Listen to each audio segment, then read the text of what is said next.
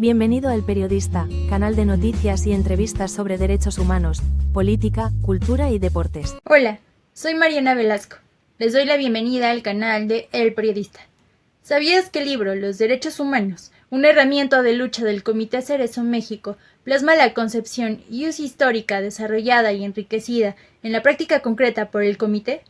Además, aborda un recuento histórico sobre el surgimiento de los derechos humanos en México y se fundamenta el ius historicismo como una herramienta de lucha para los pueblos explotados y oprimidos del mundo. Para conocer más del tema, les invito a ver la conversación que tuvo Abraham Cornejo Medina con Héctor Cerezo Contreras, coordinador del área de acompañamiento del comité, acerca de esta publicación. Agradezco a Mariana por la información que nos acaba de proporcionar. Mi nombre es Abraham Cornejo Medina y en esta ocasión conversaré con Héctor Cerezo Contreras.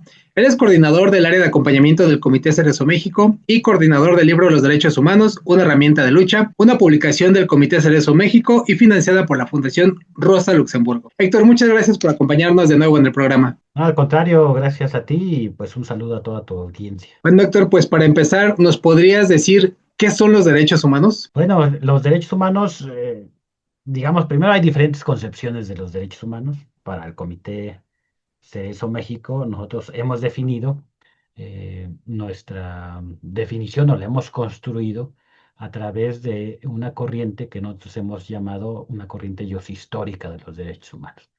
¿Qué quiere decir esto? Que, bueno, los derechos humanos para nosotros son las condiciones mínimas, materiales, indispensables para tener una vida socialmente digna. Es como la primera definición, ¿no? Eso son para nosotros los derechos humanos, pero también los derechos humanos en esta concepción pensamos que se han ido construyendo, se han ido ganando, ¿no? A través de la lucha histórica de los pueblos, ¿no? Que son los pueblos quienes nombran demandas, exigencias como derechos humanos, que logran plasmarlos en constituciones, en documentos internacionales, y que los derechos humanos es algo que se va cambiando, no es algo, una definición que quede para siempre, sino que los pueblos van creando incluso nuevos derechos humanos para satisfacer sus necesidades. Y también otro elemento para nosotros importante de la definición de los derechos humanos es que son una herramienta de lucha de los pueblos, de las víctimas que sufren violaciones a derechos humanos.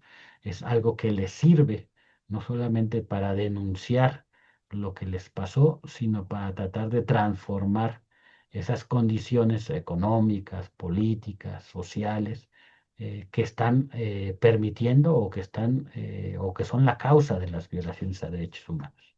¿Cómo entender que los derechos humanos son una herramienta de lucha? Si bien ya decías que, bueno, pues es una lucha que los pueblos han ido construyendo y, bueno, han ido ganando y arrebatando, yo también agregaría, ¿cómo podemos entender que son una herramienta de lucha? ¿Cómo se lo podemos explicar a la audiencia? Nosotros, bueno, en nuestras escuelas generales de derechos humanos, les explicamos con un ejemplo muy sencillo, que es, imaginemos una herramienta, imaginémonos una pala, ¿no? Y dice, bueno, esa pala, ¿para qué sirve? Ahora imaginémonos cosas positivas o cosas buenas. Y, bueno, pues puede hacer un hoyo para sembrar un árbol, hacer una mezcla para construir una casa, ¿no? Múltiples usos útiles. Pero también le decimos, ahora imagínense qué cosas malas podríamos hacer con una pala. Bueno, mejor pegarle a una persona, destruir un objeto, un árbol, un ser vivo, etcétera.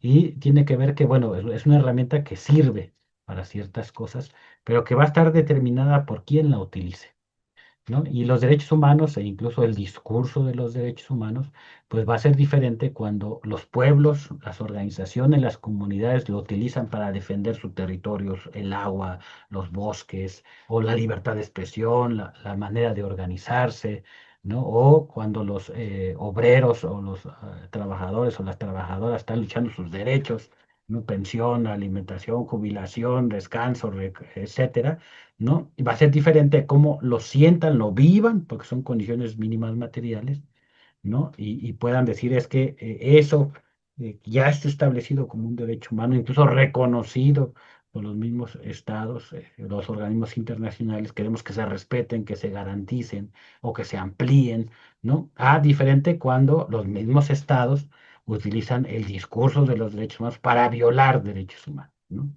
Entonces decimos, bueno, los derechos humanos va a depender de quién los utilice, de cómo se utilicen, van a ser buenos o van a ser útiles para que la gente pueda obtener una vida digna, o también puede ser o pueden servir y le han servido a los estados para justificar incluso genocidios o graves violaciones a derechos humanos, como hoy lo vemos, que incluso el discurso de los derechos humanos lo puede utilizar Estados Unidos, ¿no? Para violar los derechos humanos de los migrantes, ¿no? Lo puede utilizar el Estado de Israel para violar los derechos humanos del pueblo palestino, ¿no? Y a su vez, el pueblo palestino puede utilizar los derechos humanos para denunciar lo que les están haciendo, ¿no?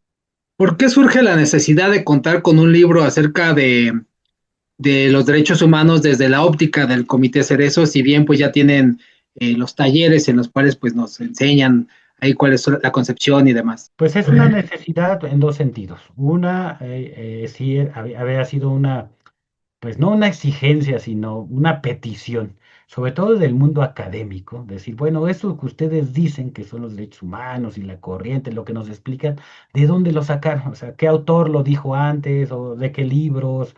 ¿O cuáles son sus fuentes, teóricas, etcétera? Entonces, había mucha petición en este sentido. Entonces, efectivamente lo que encontramos es que esta visión histórica de los derechos humanos existe sobre todo en la práctica de las organizaciones y de los movimientos, no solamente en México, en Centroamérica, en América Latina, en otras partes del mundo, que utilizaron los derechos humanos como esta herramienta para denunciar a las violaciones de derechos humanos, para organizarse como víctimas o a las víctimas, ¿no?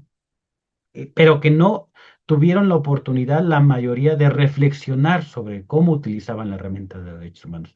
La misma práctica, la misma represión, la dinámica a las que los sometieron de huir, de represión, de hostigamiento, de prisión, etcétera, no les permitió reflexionar profundamente sobre lo que estaban haciendo como práctica concreta. Son pocos las organizaciones, las personas que defienden derechos que escribieron o que nos dejaron a través de entrevistas profundas reflexiones sobre cómo ellos consideraban los derechos humanos y cómo los convirtieron en esa herramienta de lucha. Entonces, había esa doble necesidad, por un lado la petición y por otra parte también la necesidad de reflexionar nosotros en ese momento. Ya eran 22 años de existencia del Comité de Cerezo México como organización de defensa de los derechos humanos, y decir, bueno, vamos a también reflexionar sobre nuestra propia práctica, retomando, claro, las experiencias en México y en América Latina, pero teníamos que decir, bueno, cómo nosotros lo hemos concebido, cómo lo hemos desarrollado en México en los últimos 22 años. Entonces, responde también esa necesidad de tratar de teorizar, de tratar de reflexionar a nivel filosófico, sobre qué son los derechos humanos, la naturaleza de los derechos humanos, para qué sirven los derechos humanos, quiénes defienden los derechos humanos, que era necesario porque también nuestra preocupación era decir, bueno, a lo mejor el día de mañana la misma represión nos alcanza y vamos a quedar como muchas organizaciones que aportaron, pero que no tienen voz propia, ¿no? Y que al final quienes nos van a dar la voz el día que no estemos, pues a lo mejor lo hacen de manera muy certera, pero a lo mejor al no estar inmiscuidos en los procesos de defensa, pues va a ser una mirada externa, académica, que a lo mejor no es la que quisiéramos nosotros tener de nosotros mismos, ¿no? Además de estos temas que nos dices, ¿qué puede encontrar el lector en esta publicación? Y bueno, también pues hay que recordar que es una publicación gratuita que se puede descargar, ¿verdad? Sí, sí, sí, puedes descargar directamente en la página del Comité Cerezo, comitecerezo.org. Este libro, bueno, vamos a hacer primero explicar de dónde surge incluso la palabra derechos humanos, cómo se da todo el proceso de discusión para que se realice, se elabore la Declaración Universal de los Derechos Humanos, ¿no? La pugna y las diferencias que existían desde ese momento, en ese momento el campo socialista y el campo capitalista. Nosotros ponemos ¿Por qué no hay una definición oficial, digamos, de Naciones Unidas que nos digan los derechos humanos son esto?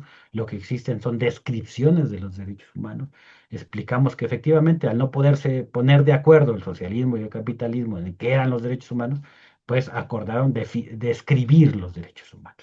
Y como inclusive, pues algunos le pusieron más énfasis en los derechos que conocemos como civiles y políticos, otros más énfasis en los derechos económicos, culturales, sociales, etcétera. Cómo ha habido esa disputa, ese debate por los derechos en el transcurso de la historia. Nosotros decimos, bueno, hay una forma de entender los derechos humanos desde el justnaturalismo, desde el justpositivismo, tiene su raíz histórica, tiene sus consecuencias prácticas, ¿no? A la fecha hay organizaciones de derechos humanos que son justnaturalistas o justpositivistas, o como nosotros, justhistórica, o hay ahí mezclas este, ya más complejas, ¿no? Y vamos revisando históricamente cómo se han ido creando derechos, ¿no? Demandas como justicia, verdad, los familiares desaparecidos, pues bueno, luego esas exigencias se convierten en derechos de las víctimas, ¿no? Y también vamos a revisar muy rápidamente pues, la experiencia argentina, chilena, salvadoreña, un poco la historia de las organizaciones de derechos humanos en México, ¿no? Vamos a decir, bueno, es que miren, hay tres grandes corrientes o tres grandes raíces de lo que hoy conocemos como el movimiento de derechos humanos en México, ¿no? Las que vienen del movimiento popular, independiente, ¿no? Con una clara visión de una lucha contra el capitalismo, etcétera. Pero también vienen otras organizaciones que tienen una raíz en la iglesia progresista, en la teología de la liberación, que tienen un pensamiento progresista respecto a lo que conocemos como la iglesia, como gobierno, como institución. Pero luego también viene una tercera oleada de organizaciones que llaman de la sociedad civil o se autollaman de la sociedad civil, que ya ni vienen del movimiento popular ni vienen de la iglesia, pero también defienden los derechos humanos desde otra visión distinta a las dos anteriores, ¿no? Y vamos a ir explicando todo el proceso por la importancia que la herramienta de derechos humanos no solamente es un discurso, incluso no solamente, aunque es el alma de los derechos humanos, es importante documentar las violaciones de derechos humanos, registrarlas de manera adecuada, sino sobre todo que nos debe que servir esto que hacemos para tratar de generar el cambio estructural en la sociedad mexicana. O sea, necesitamos un país donde no se cometan continua y sistemáticamente violaciones de derechos humanos, tanto las estructurales que nosotros le llamamos que tiene que ver con un sistema que sistemáticamente viola los derechos humanos, inclusive de los trabajadores, las trabajadoras del campo, de la ciudad, etcétera, pero que también a la par de que hay una violación sistemática y estructural de los derechos humanos, también hay una política dirigida en contra de personas, pueblos, comunidades, organizaciones que están luchando contra un sistema capitalista voraz, opresor, etcétera,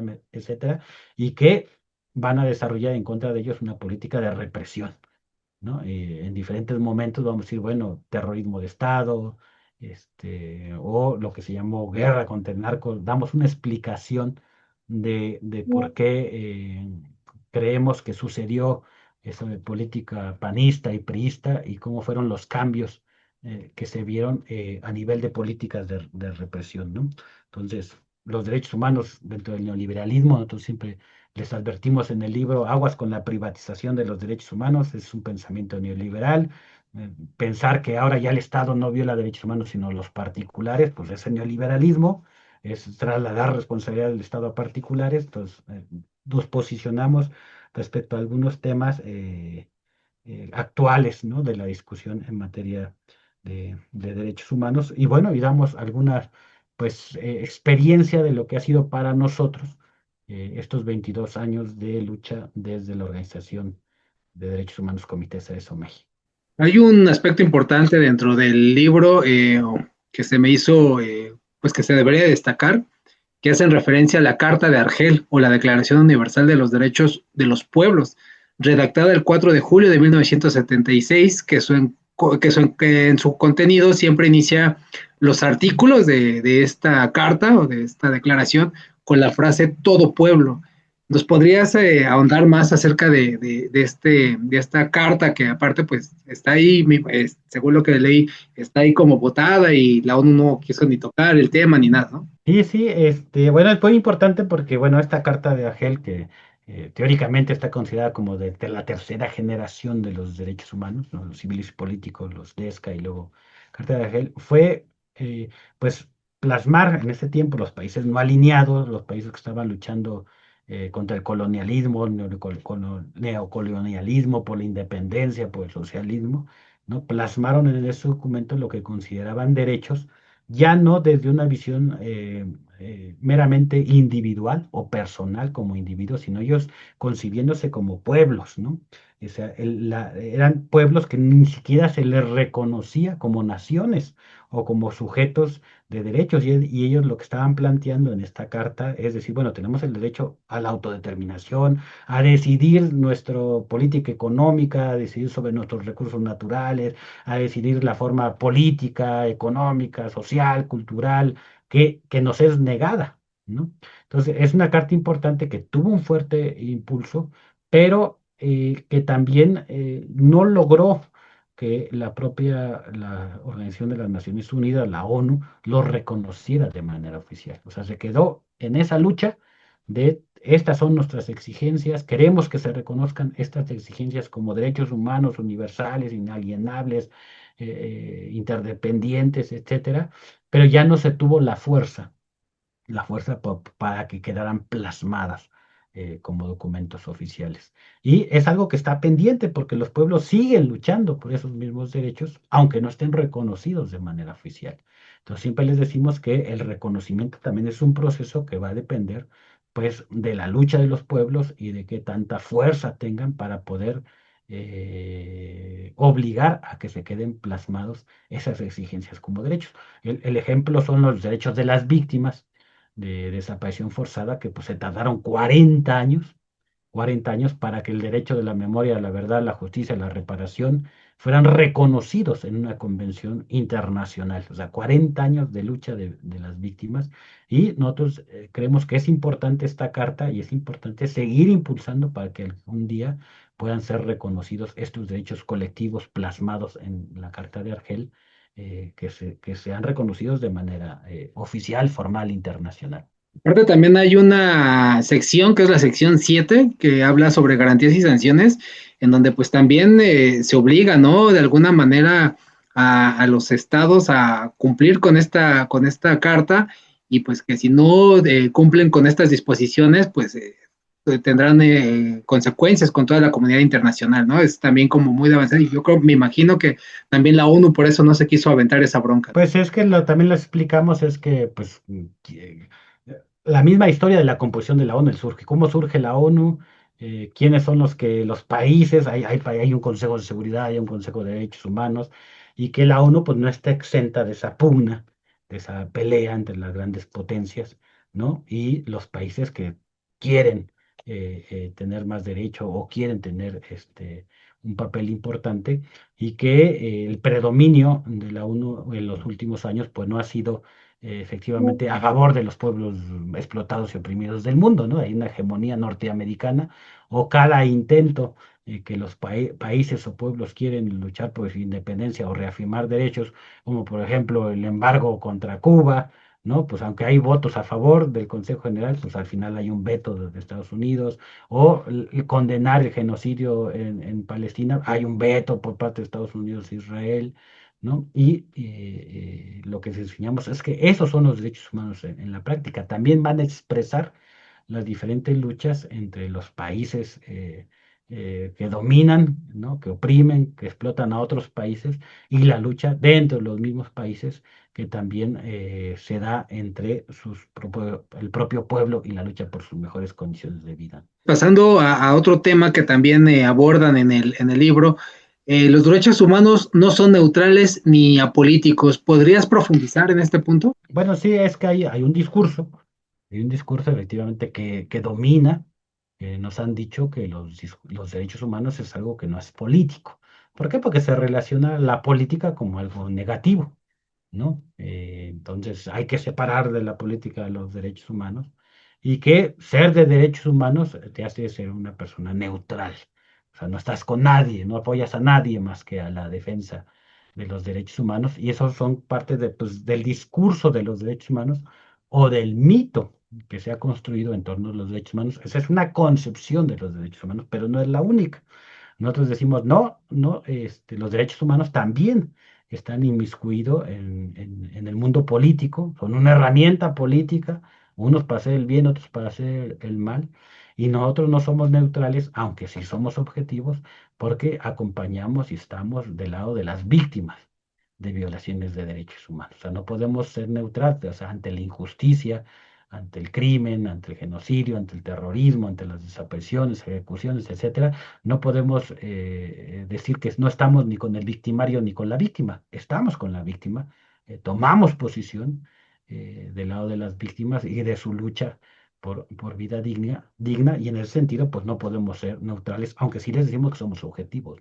O sea, sí documentamos tal y como pasó el hecho en la realidad, y eso implica hacer política también, aunque en el discurso de los derechos humanos eso sea mal visto, o sea casi un pecado decirlo. Hacemos política, pero desde la defensa de los derechos humanos. Hace rato hacía referencia a que el pueblo también nombra nuevos derechos humanos. ¿Cómo podemos ejemplificar este hecho? Un ejemplo muy moderno, el derecho humano al Internet.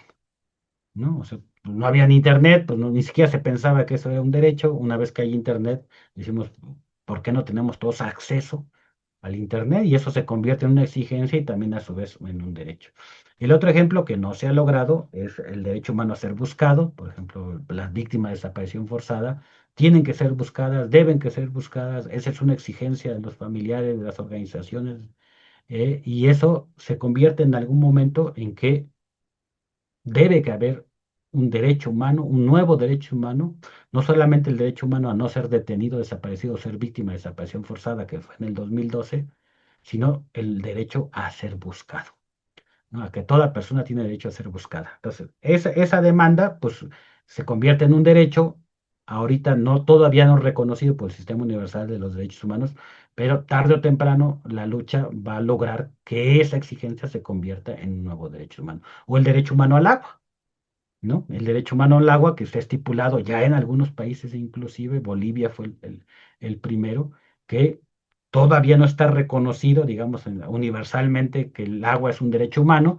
pero es algo que se ha ido impulsando y que algún día, a través de esa lucha, se va a lograr que el agua y al rato la electricidad y al rato la alimentación y todo sean derechos humanos, ¿no? Universales, reconocidos. Entonces, es algo que se va construyendo, pero también siempre les advertimos que así como ganamos derechos, nombramos derechos, también perdemos derecho o podemos perder derecho o nos pueden quitar los derechos, y vamos a ver gobiernos autoritarios de derecha que empiezan a quitar derechos humanos. Y un gran ejemplo es el neoliberalismo que vino a arrebatar derechos de manera masiva, sobre todo en el aspecto de derechos laborales. Entonces, si te quitan tu jubilación, tu pensión, tu pago de vacaciones o tu prima vacacional, si ya no trabajas 8 horas, sino 10 horas, eso se llama pérdida de derechos, ¿no? Entonces, decimos que así como ganamos, también los podemos perder. Quiero detenerme un poquito en esta cuestión del derecho humano a ser buscado. El año pasado, me parece que fue en una mesa de análisis del Comité Cerezo, se habló precisamente de este suceso, ¿no? Que habían sentado las bases para este nuevo derecho.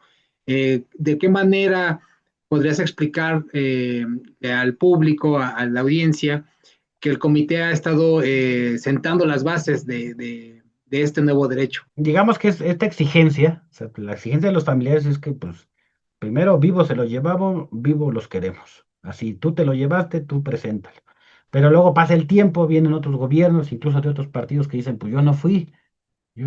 Ah, bueno, si tú no fuiste, pero tienes la obligación de buscarlo, porque tú eres Estado, o sea, estás representando, ¿no?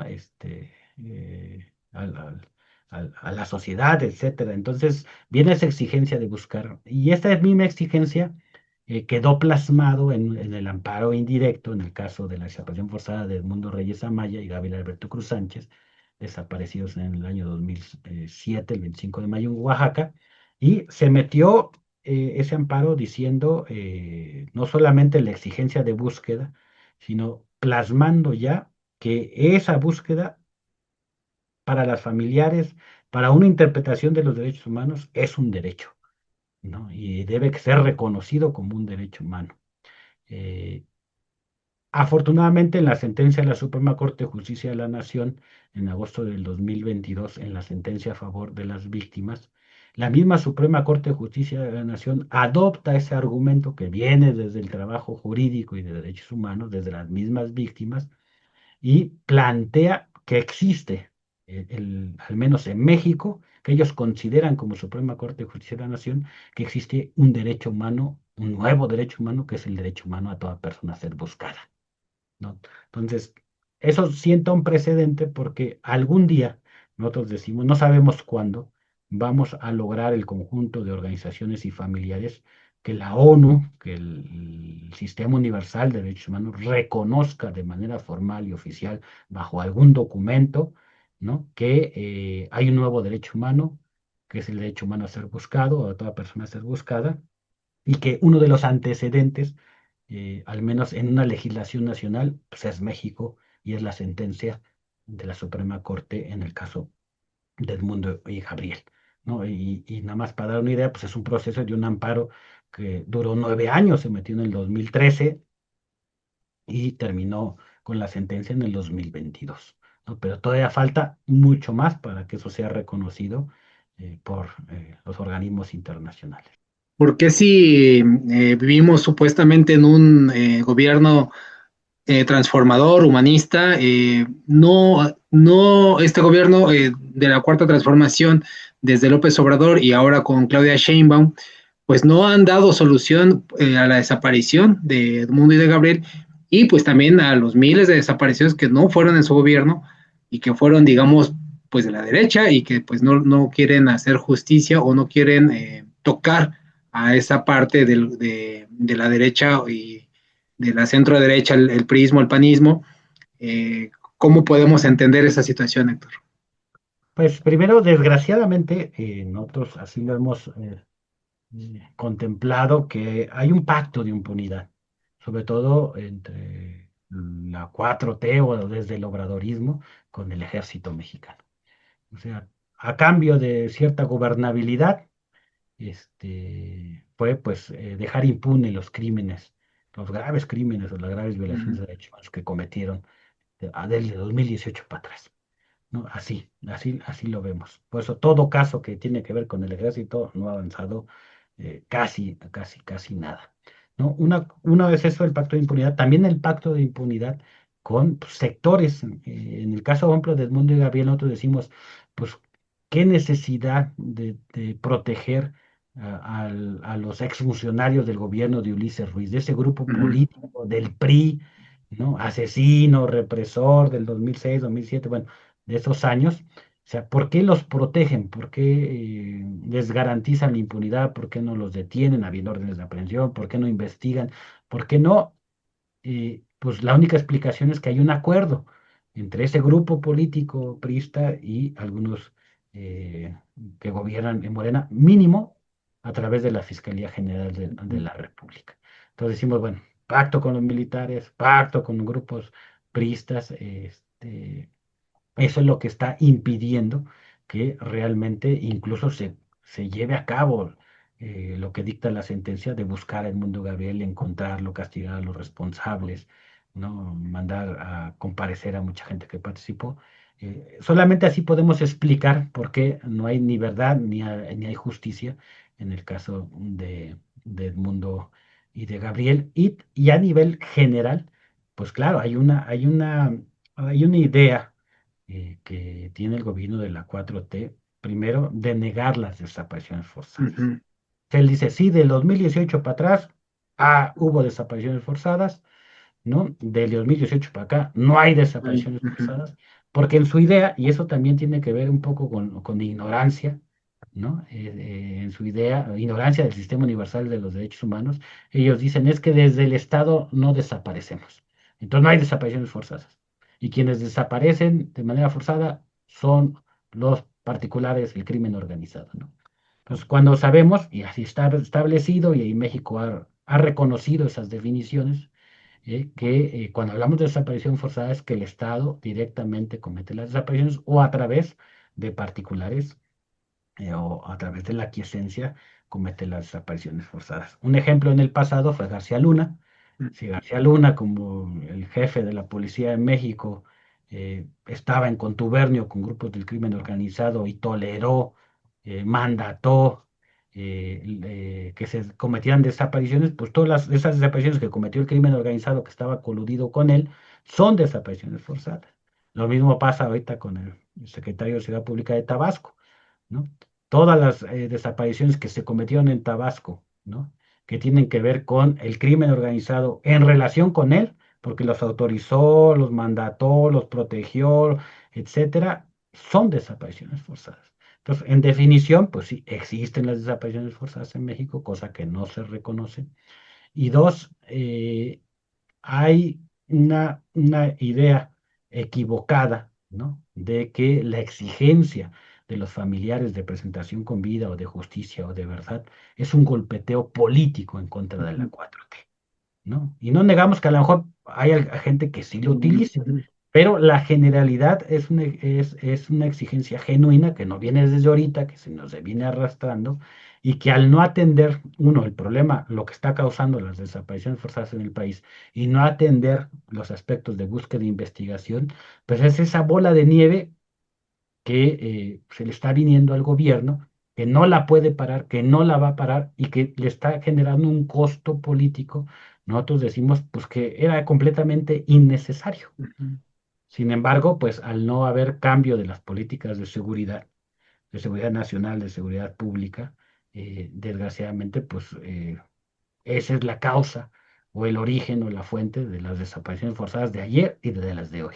A manera de invitación, ¿por qué debemos leer este libro, Héctor? Pues nosotros decimos, es una experiencia más, no es la única en México, ni mucho menos en América Latina, pero al menos es una experiencia concreta, documentada, de cómo desde una visión de los derechos humanos, una visión crítica, una visión eh, al lado del pueblo, ¿no?